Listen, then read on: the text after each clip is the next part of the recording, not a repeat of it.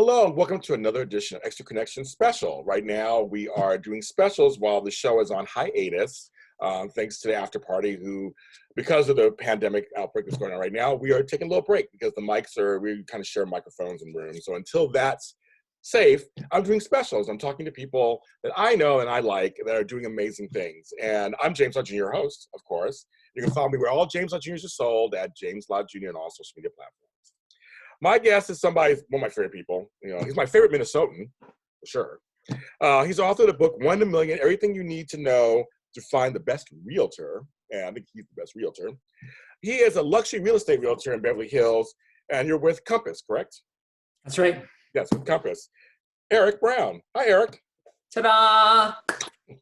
Great to chat with you as always, my friend. Same here, my friend. So first of all, I always ask everybody, how are you doing through this whole strange time period? Yeah, probably like most, hanging in there. I mean, every day starts to feel a little bit of the same, or a little like Groundhog's Day. So yes. I've got my patterns and my things that I go through, and I, stay quarantined and stay safe and take care of everyone else out there. I was asking people because obviously you're a real estate person. So how is your home? Is your home comfortable? Where you live, is it comfortable for you? Yeah, absolutely. I've got all of my creature comforts taken care of, and you find how little things that you actually need to still keep yourself in good spirits and connected with the world. That's true. That's very true. I say all the time, wherever you, doesn't matter where you live, how big your place is, make sure it's comfortable for you. Just make sure it's a place, and that's something that you know about when you're showing houses and selling out, trying to match them out with the right house. It's like you gotta find a good fit for you. The energy, the space, the size, isn't that all really important? Yeah, the interesting thing about buying or selling a property for most people is it's not. Sure, there's the Maslow's hierarchy of needs that we need a roof over our head. But on the same token, so many of the extra bells and whistles are all wants. And all of this is lifestyle based. So being able to mirror someone's lifestyle with a property is kind of the art of what it is that we do as agents.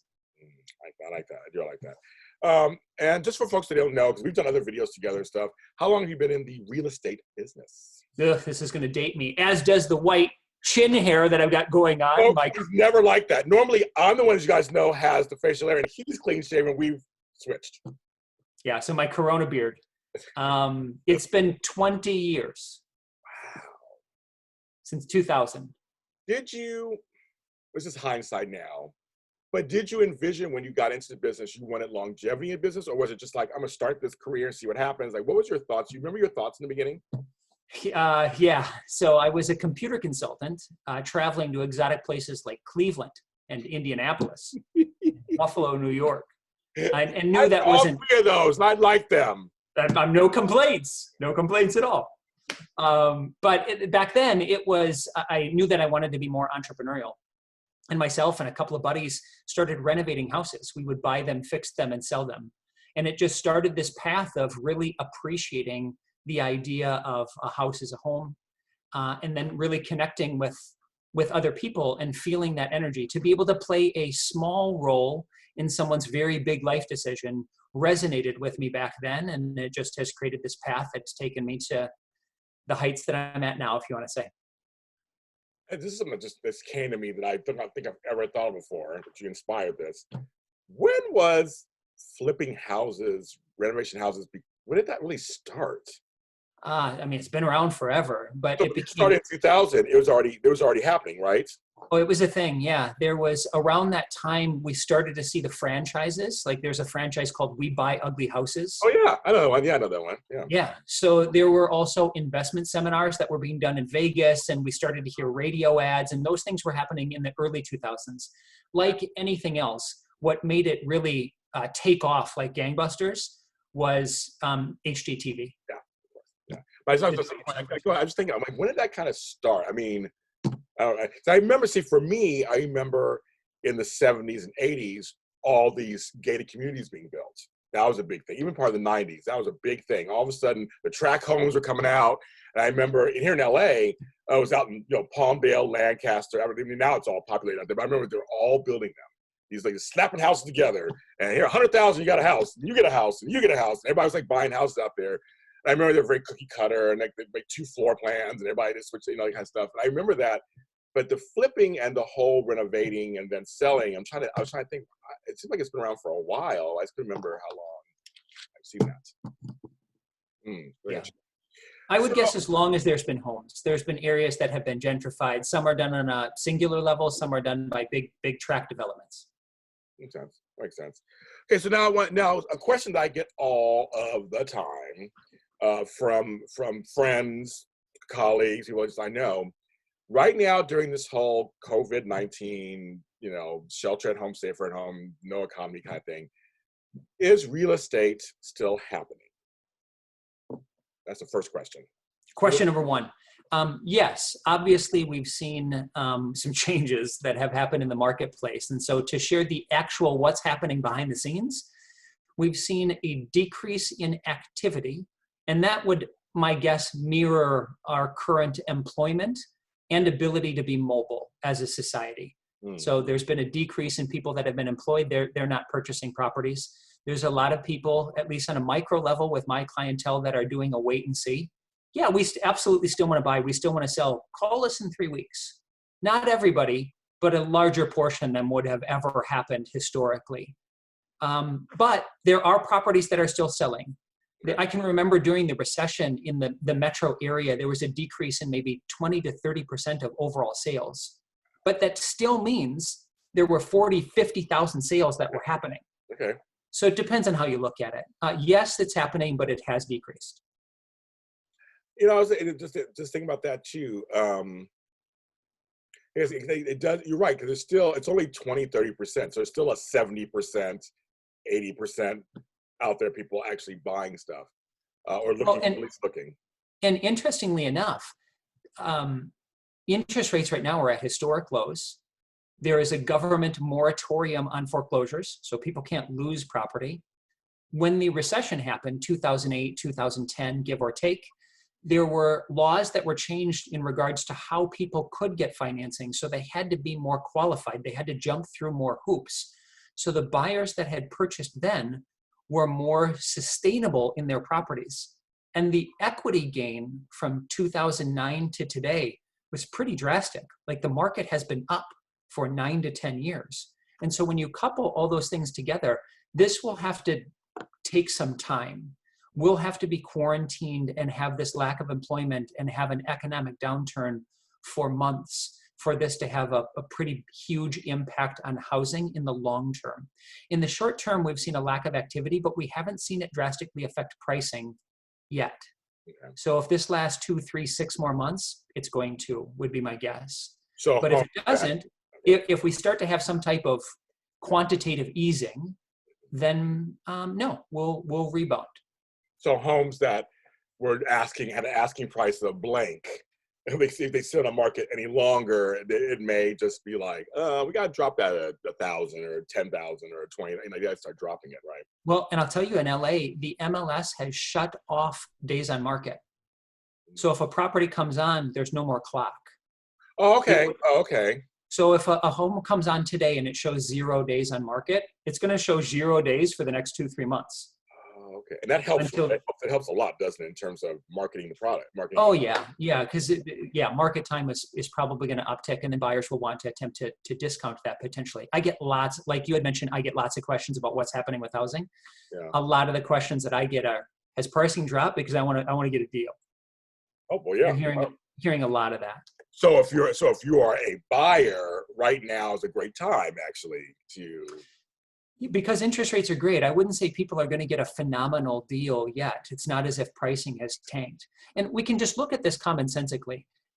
If you believe that the global economy is not going to fail, in essence, we're not going to have a zombie apocalypse and everyone's going to die. Right. So if you believe, like, I don't think that will happen, this may take some time. Yeah. But if you look historically, wars, feast and famine, past disease, economic recessions, we recover. So I believe that we will recover at some point, which is a long-winded way of saying housing's not a bad buy. We still need a roof. You will still have principal reduction. You will still have tax write-offs, and this will appreciate at some point. Too many people want to time the market. And if you look at it, it's not like groceries where they're disposable and you buy them and they're done in a week. Housing you typically have for years. Yeah. And so assuming if you bought today versus you bought a month or two from now, and if pricing dropped, yeah, sure. It'd be great to have bought a month or two from now, if that happens. But if you're going to own it for 10 years, doesn't really matter. I've always heard the phrase that, or I'm paraphrasing the phrase because I can't remember the exact phrase, but very much that real estate's always good to have no matter what. Like cars depreciate, everything else depreciate. Once you get it, it goes down in value no matter what it is.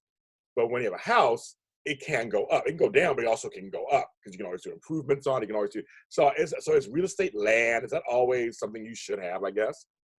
Yeah, they're not making more of it. So Will Rogers said something famously. He said, "Don't wait to buy real estate. Buy real estate and wait." So the recession, 2008 to 2010, was one of the first times in our history that we actually retracted in value. Under previous economic conditions, the oil embargo of the 70s, the savings and loan crash around the same area, tax reform in the Cold War of the 80s, the tech bubble in the 2000s, no major retraction in value. Interesting. I have a side question, because I'm also a professional organizer, and a lot of us have had to deal with, we can't do our jobs lately. We can do virtual organizing, some people can, but we can't leave people's houses. But we're trying to figure this out. So are movers, because that's your business too, you're there adjacent to you also, are movers considered essential business? Can you still get moved? So if you buy a house and want to move, you can move right now, right? There are movers, right? Yeah, all done with social distancing. People can still purchase. There's no fines or levies being done if we still attempt to transact. We do have orders on a real estate level that we can't have large groups. We can't have open houses. We could do tours if virtual is not possible. We can do physical tours with a person at a time. Well, but we're highly encouraged not to. Yeah. That leads to my next thing. So basically, if you did practice social distancing and you had a tour of maybe a couple like to see the house, I guess you could just the distancing, maybe wear a mask, I guess, or whatever. That was a name you can actually physically see the house. But I was going to ask you, so because we ask this all the time, there are virtual tours. You guys offer virtual tours, correct? Yeah, there's a whole suite of virtual services that my team and our company has created. It's probably close to a dozen things that are now done virtually. Anything from showings to tours to neighborhood tours to open houses, postcards, brochures, websites, all done virtually.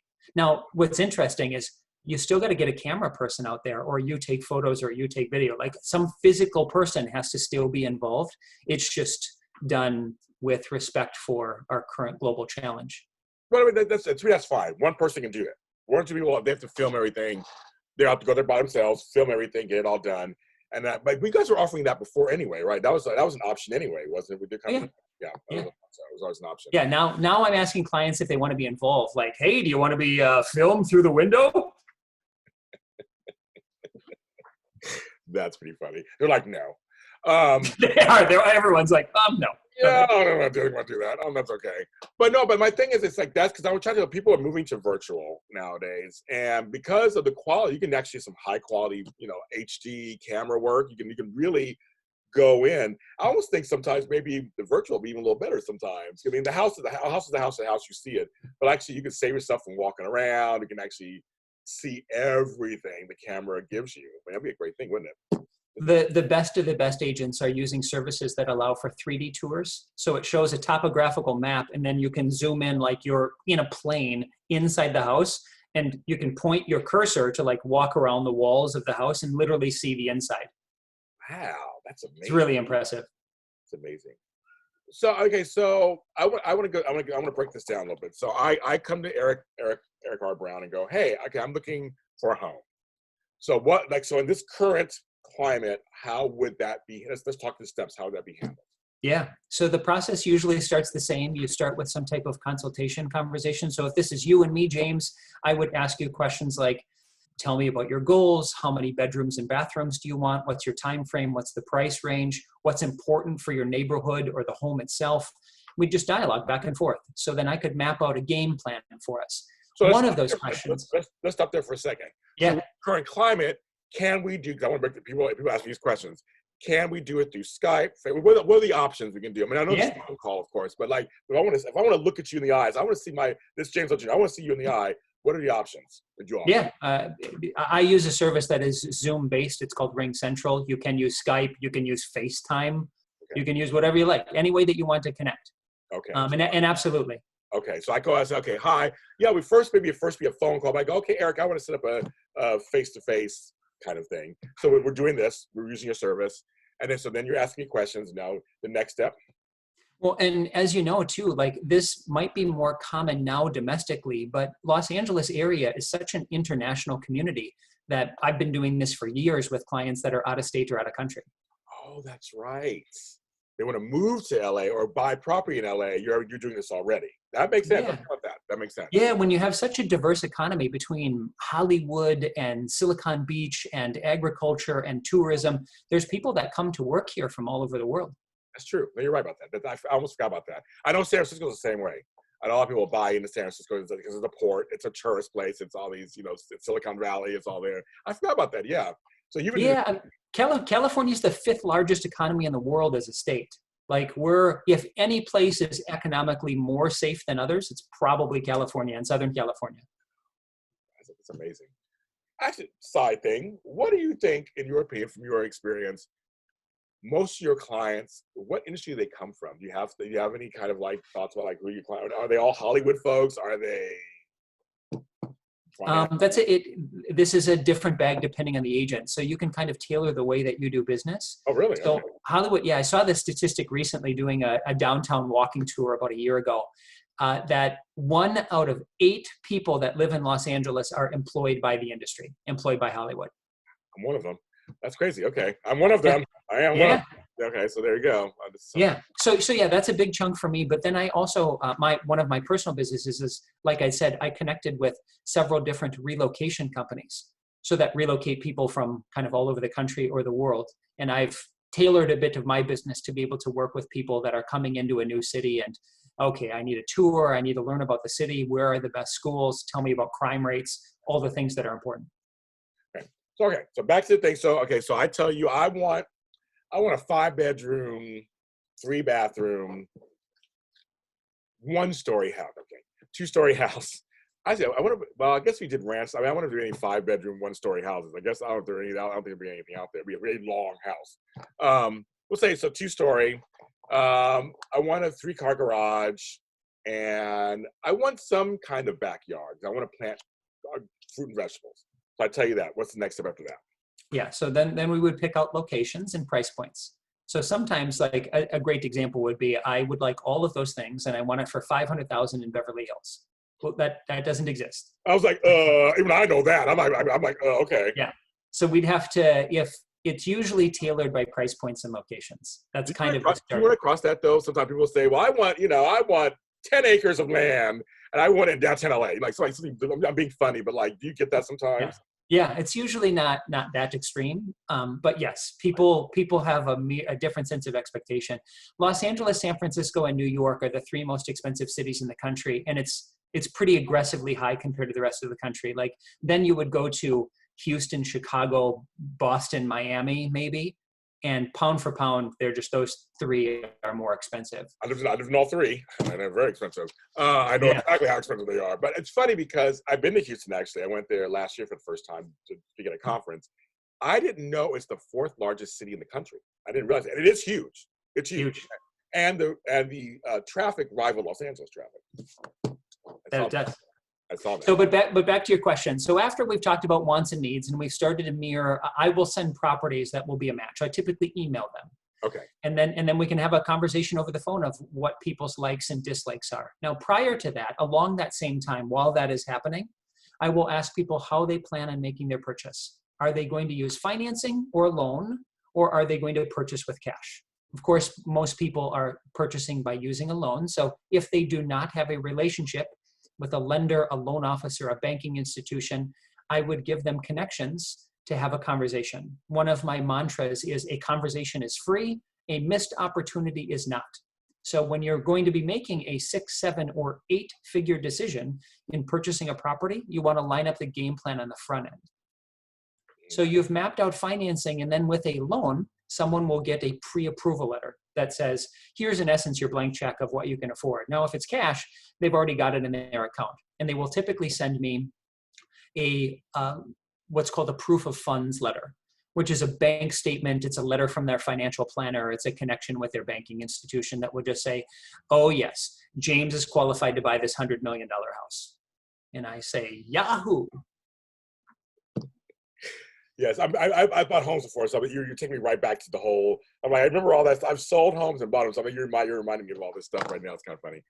Now, So, what I will tell you, James, is this is where it starts to get interesting, because now typically when you have those two pieces, people are like, great, let's go look. Let's go to open houses. Let's go set up some tours.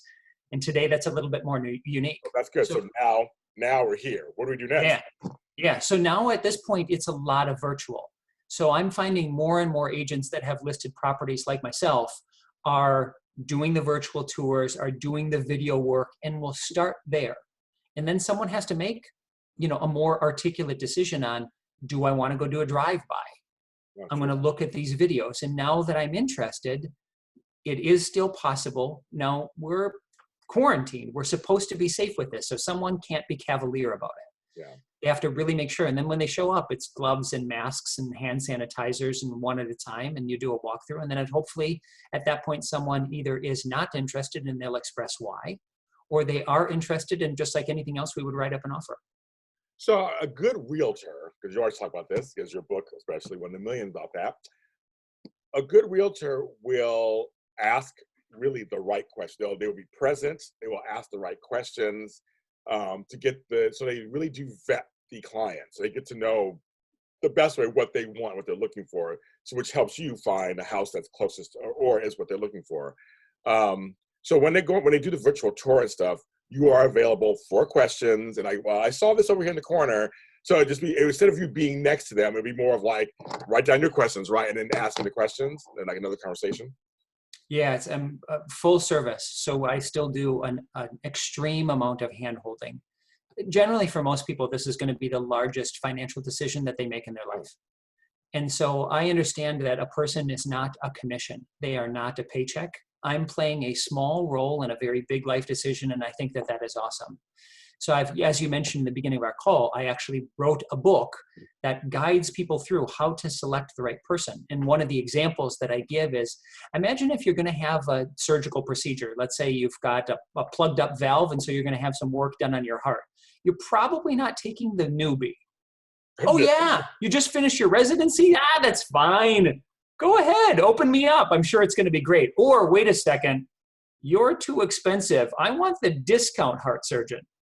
Like generally that's not the case. And it should be the same with your home.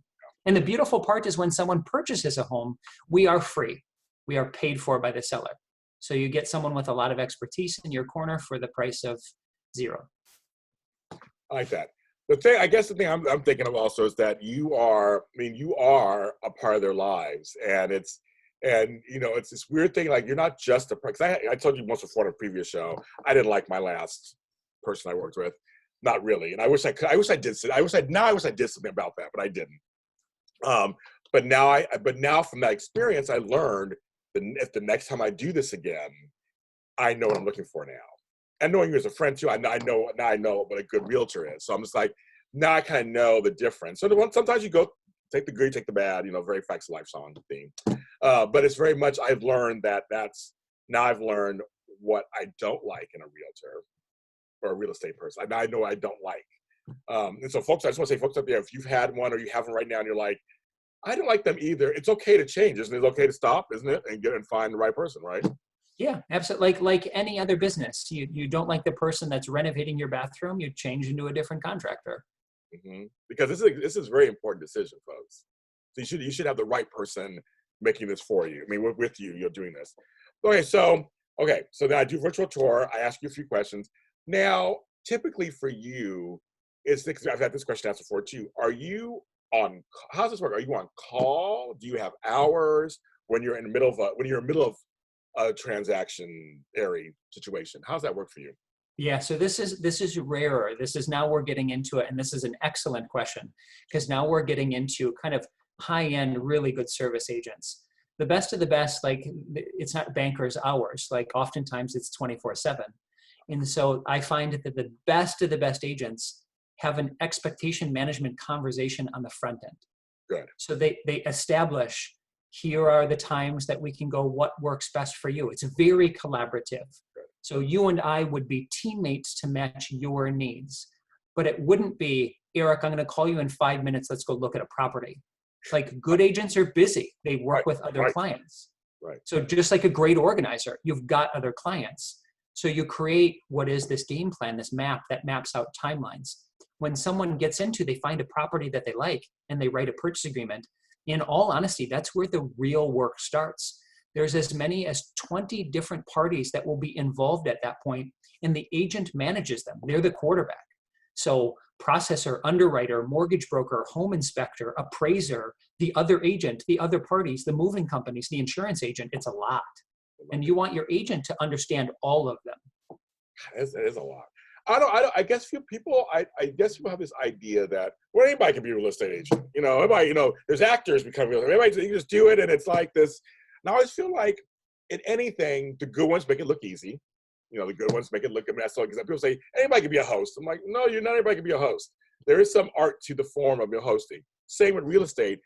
There's some folks I see that it just looks really just effortless, but you just reiterated how much all the cogs in the wheel that make this machine run. It's a lot of work.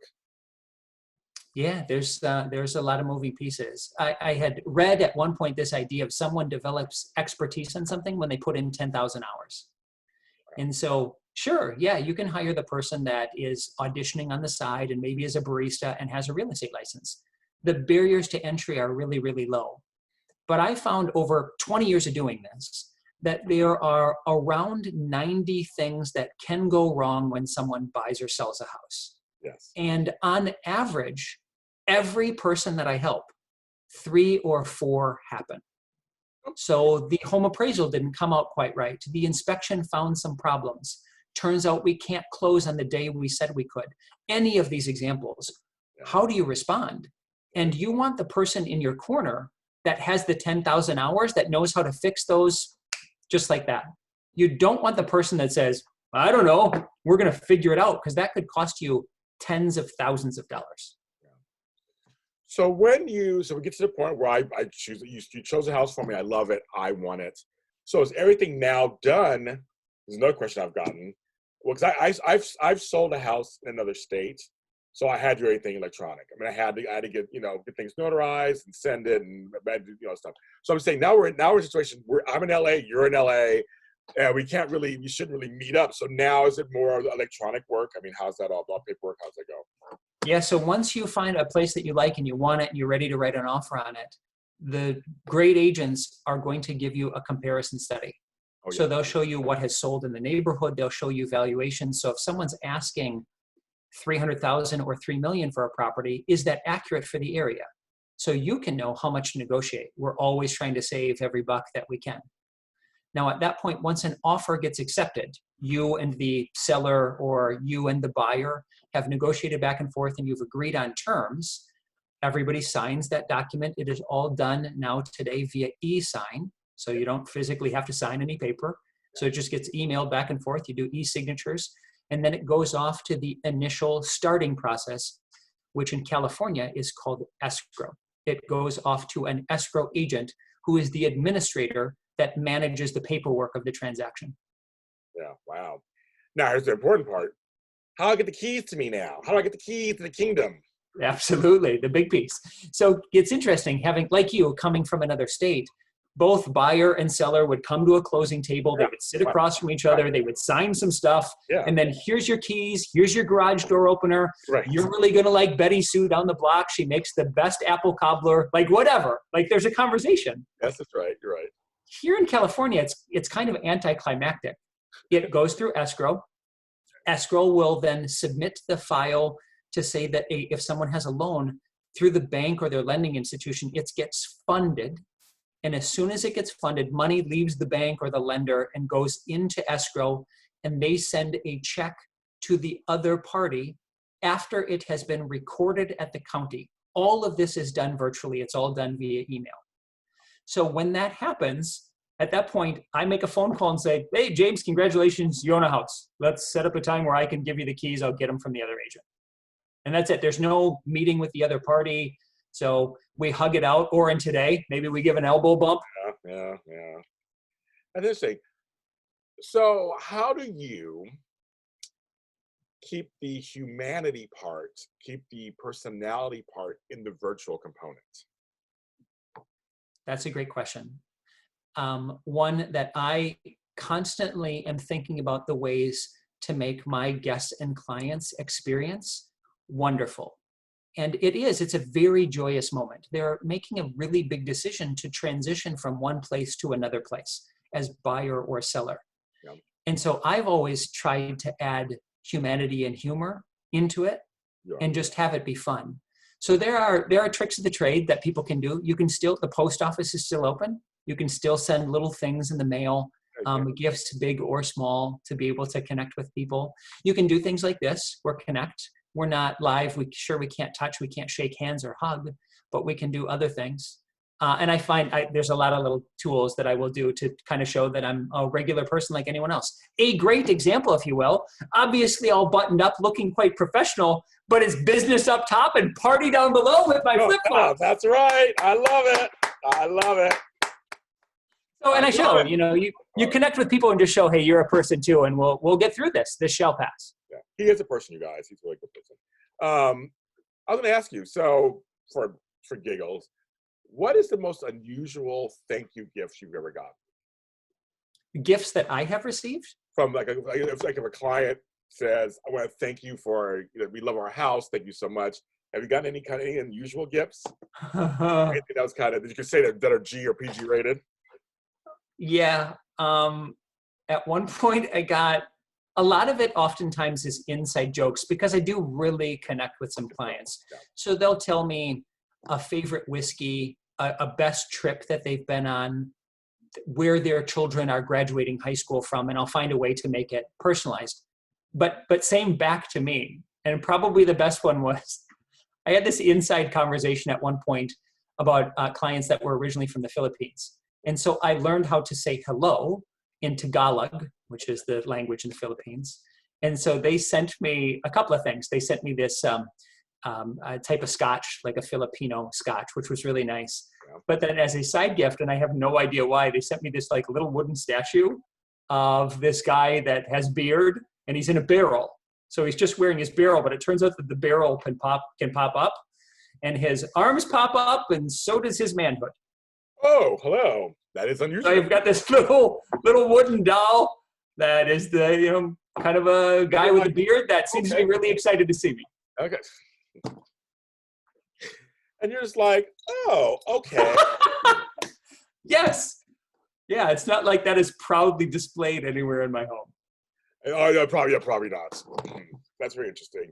So I always wonder, and is there anything, is it typical, do people just say thank you, go about their business? Obviously you get commission for every sale, but do people typically give you anything to say thank you? Does that happen? Thank you cards, things like that, does that happen? It depends on the person. By no means is it necessary, but it's, I'm providing a service. So it would be like giving the concierge at the Waldorf Astoria a gift, or giving your doctor a gift. Like, it happens. It doesn't happen all the time. That's the same thing. Do you ever give some, well, not always, but I get stuff every once in a while sometimes. Yeah. Because you get to know people. You really get to know them, depending on how long you're working with them, right? How intimate you're working with them, you get to know them a little bit. Yeah, there's no way in this business that it is transactional. Like, you make a personal connection. Wow. I want to thank you for explaining that, because I really was curious about just this right now, because I've been getting so many questions like, can I still look for it? Because I have one friend who just closed on a house here in LA. He just closed on a house. He's very excited. And I was like, I guess people are still, that's still happening. Life hasn't stopped completely. There are still some things going on. And some folks, I know, we're in the middle of the transactions when it started, so you had to finish them out. So that's why I got a lot of questions like, well, can I finish them out? How can we finish them out? We can't really meet up. Like, you just answered the question. There's a lot of things you can do virtually and over the phone you can do. That's kind of good. Yeah. It's edits like anything else. So we found ways to pivot and circumvent and rise above. And like I said earlier, at some point this will change, but my guess is we're going to have a new normal. Yeah. And you are at home. Do you have a home office? Do you make yourself a home office? I do. Yeah. So I'm home for me is West Hollywood. Yeah. So I'm very close to my office in Beverly Hills. And so I'm staring at one of 3 monitors at what I refer to as mega desk. Oh, I love it. I love it. Oh, well, it's okay. So what's on your 3? So what's on each of the monitors usually? Like, what is like? You have 3 monitors. What are they all for? Yeah. So efficiency questions. Yes. Monitor. This monitor right here is typically I'll have a web browser. Okay. This monitor that we are chatting on is email, and this monitor over here is project. It's Word document, Excel document, something. As a professional organizer, you just made me excited. I love that, because it's funny because I'm talking on an iMac. I have a giant iMac. It's like 27-inch iMac, which I love. But I do have my laptop on this side over here, which has some stuff on it too. And I have an iPad, a giant iPad Pro over here. So it's kind of funny. I guess I have 3 screens too, kind of, but not real. I mean, it's kind of funny. But I love that. So yeah, everything is organized. So you have you have emails, and then you have your project, and you have. And I love that. I love that. Well, and you could probably speak to this better than I could. There has been more recent studies that have come out, and recent could be several years, that multitasking isn't really efficient. So, and we could speak ad nauseum about that. But there are certain things, as an example, this monitor might have a webinar up that I can like passively take some notes on the Word document over here, while also cleaning my inbox. Yeah, that's true. Yeah, I mean, the whole multitasking thing, it's a myth. You just go on there and you just kind of do your. I like to focus on one thing at a time. But yeah, I have things kind of around that I made, and all of a sudden I switch to it. And then I work on that only, and then I switch back. And that's kind of what I'm the same. I'm like, multitasking's not good anymore. Not good anymore. One thing at a time. Work it out. Yeah, absolutely. Thank you, Erik Brown, for coming on. You answered all the questions I wanted to have. People were asking me, and folks, I hope you guys really now it makes sense to you. If you want to, if you're in LA and you want, so actually tell people what your jurisdiction is, kind of where you're selling. If they want. Yeah. So basically, if anyone has a real estate question anywhere in the world, I am happy to help and connect. So as an example, I have met real estate agents in Germany, in the Ukraine, in Czech Republic, in multiple states. So I'm happy to answer. But my business, where I help people most, my team, is in Los Angeles County. So Malibu to Pasadena, the Valley down to Long Beach, we kind of handle it all. So Los Angeles County, okay, got it. So not Orange County, any of those, Los Angeles County, got it. Yeah, I mean, again, I have colleagues that I can make excellent referrals to that I have already vetted, and I'm happy to make introductions to really good agents. Good, that's good to know. Tell people where they can find you, your book, everything. Tell where they can find Erik R. Brown. Where can they find you? So because for those of you that are watching, for those of you that are friends of James, I'd love to be able to give away a free copy of this, which is my book. That is called 1 in a Million. It's how to select a really great agent when you're about to make a great decision. And so it is on Amazon, but if you visited my website, which is here. Yeah. There you go, erikrBrown.com. I have set up where you can download a free copy. So all you have to do is go to this website again. erikrBrown.com. You can get a free copy of the book. Yes, and you should go there. I tell people, if you're interested and you're trying to think about it, read his book first, and then you'll get an idea and of what you should be looking for. Because I mean, I'm telling you, I didn't have a good one. My last one wasn't good. So now I wish I had read the book first and like went that direction. I didn't know you yet, so I'm like, dang it, I met you afterwards. But now we do. Now we do. Yeah, now we do. But I'm saying that's what I'm saying. Get the book because it's really important. And I know I have some friends out there who are thinking about buying a home. So go to that, get that book.